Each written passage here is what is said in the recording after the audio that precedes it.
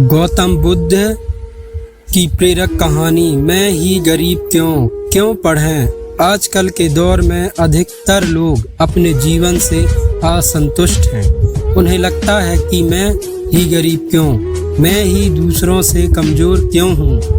उन्हें अपने आप में दूसरों के मुकाबले कमी लगती है।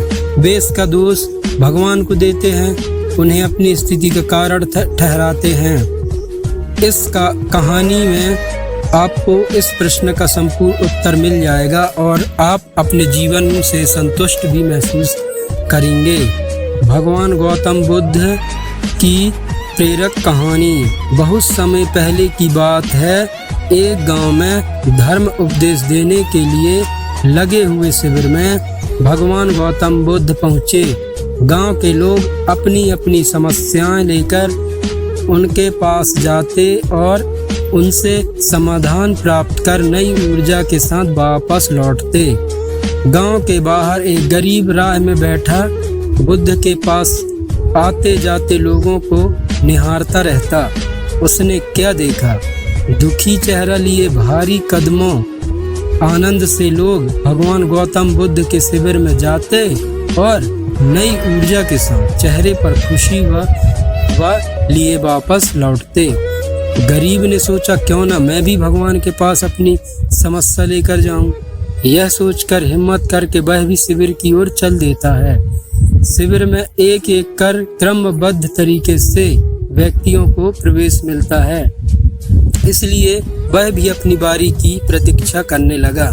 जो कुछ उसने रास्ते में देखा अब यहाँ उसे साक्षात देखने को मिल रहा है। लोग एक एक कर अपनी समस्याएं बता रहे थे। भगवान गौतम बुद्ध चुपचाप शांति से सबकी समस्या सुनते और जवाब देते। उसकी भी बारी आई। उसने उनसे भगवान गौतम बुद्ध को प्रणाम किया और बोला, भगवान मैं ही गरीब क्यों। भगवान गौतम बुद्ध मुस्कुराए और बोले, तुमने कभी किसी को दिया ही नहीं, इसलिए गरीब हो। इस पर वह आश्चर्य से वह भगवान गौतम बुद्ध का मुंह ताकने लगा और बोला, भगवान मेरे पास कुछ देने के लिए है ही नहीं। बड़ी मुश्किल से गुजारा हो पाता है और कभी कभी तो भूखे ही सोना पड़ता है, इतना गरीब हूँ। भगवान गौतम बुद्ध शांत भाव से बोले, तुम्हारे पास एक चेहरा है, किसी को भी मुस्कुराहट दे सकते हो। तुम्हारे पास मुंह है, किसी को भी प्रशंसा भरे कुछ शब्द दे सकते हो। जो हाथ तुम्हारे पास है, किसी की भी मदद कर सकते हो। दरअसल जिसके पास में ये तीन चीजें हैं वह भला कैसे गरीब हो सकता है। गरीबी का भाव मन में होता है। मन से यह भ्रम निकाल दो, लोगों को देते जाओ, गरीबी अपने आप दूर हो जाएगी। यह बातें सुनकर उस गरीब का चेहरा दमक उठा। उसे अपने प्रश्न का उत्तर मिल चुका है। अब उसके मन से गरीबी का भाव दूर हो गया है। इस शिक्षा को जीवन में उतार कर कुछ ही दिनों में उसका जीवन भी खुशियों से भर गया। जीवन की सीख। मंदिर में भी लोग जाते हैं तो कुछ न कुछ मांगते रहते हैं और जीवन भर घुट घुट कर रो कर समय बिता देते हैं।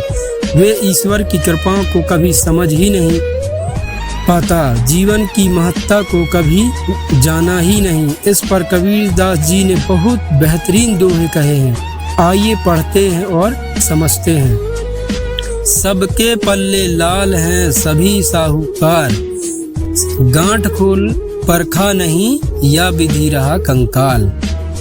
यानी सभी के पास ज्ञान है जो कि ईश्वर की अनमोल देन है, जिसे हम कभी जानने समझने की कोशिश ही नहीं की, इसलिए हम सुख का आनंद नहीं ले पाते हैं। मित्रों, मनुष्य जीवन एक अनमोल अवसर है और विधाता की असीम कृपा का तोहफा है। हमारा सर्वप्रथम यह कर्तव्य होता है कि हम उस परम परमेश्वर की इनायतों को समझें, ईश्वर की कृपा को जानने की कोशिश करें और इसका सबसे आसान तरीका है खुद को समझना।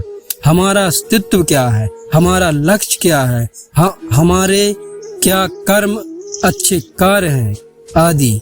उपरोक्त सभी बातों को पढ़कर आज हम यह पूर्णतः समझ चुके हैं कि हमारे पास ईश्वर की हुई वो अनमोल तोहफे हैं जिनसे आज मानव नई नई उपलब्धियों को पा रहा है, असीम ऊंचाइयों को छू रहा है। बस जरूरत है तो सही मार्गदर्शन की, जो कि आज से मैं इन बातों को अपने जीवन में उतारने की कोशिश कर दी है।